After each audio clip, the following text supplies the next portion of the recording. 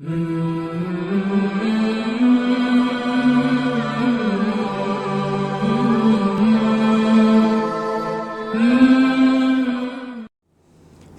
کی وضاحت فرما دیں۔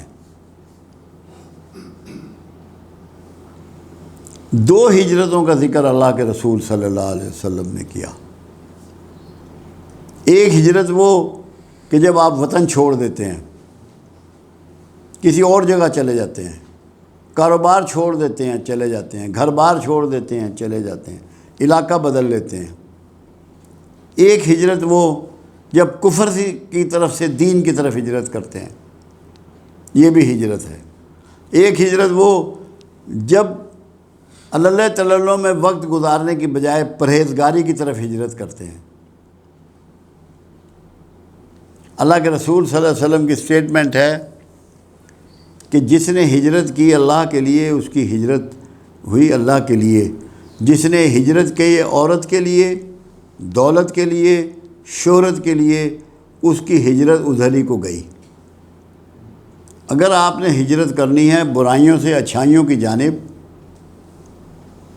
بدکماشی سے پرہیزگاری کی جانب، گناہ گاری سے تقوی کی جانب، یہ اللہ کے لیے ہونی چاہیے۔ اگر آپ چاہتے ہیں کہ زمانے میں آپ کی پہچان ہو، آپ جانے جائیں، آپ کو کوئی معاوضہ ملے، آپ کو معاشرہ عزت دے، پھر آپ کی ہجرت اللہ کے ہاں قبول نہیں ہے۔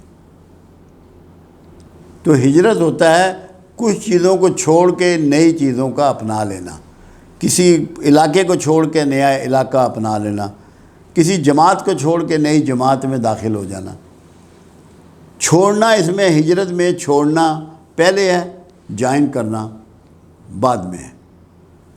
اور سب سے بڑی کائنات میں جو ہجرت ہوئی وہ رسول اللہ صلی اللہ علیہ وسلم کی ہجرت ہے، اور تمام مومنین کی، اصحاب رسول کی ہجرت ہے جو مکہ سے مدینہ کی جانب ہوئی۔ اس سے پہلے حبشہ کی جانب ہوئی، یہ دوسری ہجرت تھی، ایک ہجرت پہلے۔ اور ہجرت کی اجازت کب ہے؟ جب آپ کو دین میں مسئلہ پیدا ہو رہا ہو، اپنے دین کا بچانا مشکل ہو جائے تو ہجرت کر جاؤ۔ روزگار کے لیے ہجرت کرنے کی اجازت نہیں ہے۔ آپ باہر سفر کر سکتے ہیں، جا سکتے ہیں، دعوت دین کے لیے، علم حاصل کرنے کے لیے، تحقیق کے لیے، معلومات کے لیے، مشاہدہ کرنے کے لیے۔ ملک چھوڑنے کی اجازت اس ہجرت کی نہیں ہے جو روزگار کی وجہ سے آپ کریں، کیونکہ رازق اللہ ہے، ساری کائنات اللہ کی ہے، ہر جگہ اس کا رزق اتر رہا ہے، جہاں بھی ہوگا آپ کے جو مقدر میں نصیب میں لکھا ہے وہ دے گا۔ اس لیے روزگار کے لیے ہجرت نہیں ہے، ہجرت علم کے لیے، دانائی کے لیے، علاج کے لیے، اللہ کی راہ میں کام کرنے کے لیے ہجرت ہے کہ آپ وطن چھوڑیں، علاقہ چھوڑیں، اپنے ساتھی چھوڑیں، سب کچھ چھوڑ سکتے ہیں اللہ کے لیے۔ اور جتنے بھی اعمال ہیں ان میں ہجرت اعلیٰ ترین اعمال میں اللہ کے ہاں شمار ہوتی ہے۔ اعلیٰ ترین اعمال میں، بہت بڑے اعمال میں مہاجروں کو بہت بڑا درجہ دیا گیا، بہت بڑی پہچان دی گئی۔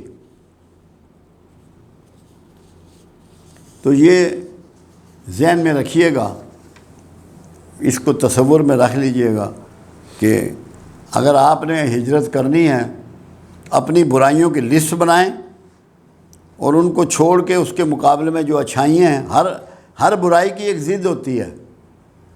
جھوٹ ایک برائی ہے، اس کی ضد کا نام سچائی ہے۔ بددیانتی ایک برائی ہے، اس کی ضد کا نام دیانتداری ہے۔ آپ نے اگر ان چیزوں کو چھوڑنا ہے، ان کی لسٹ بنائیں اور جو اس کی اچھائیاں ہیں ان میں جانا شروع کر دیں، تو آپ بھی مہاجر ہوں گے، یہاں گھر میں بیٹھے ہوئے بھی۔ برائیوں سے اچھائیوں کی طرف آپ کا ٹریول آپ کو مہاجرین میں شمار کرے گا۔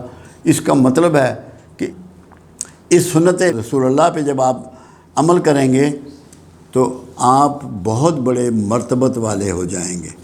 آپ برائیوں سے اچھائیوں کی طرف آج بھی ہجرت کر سکتے ہیں۔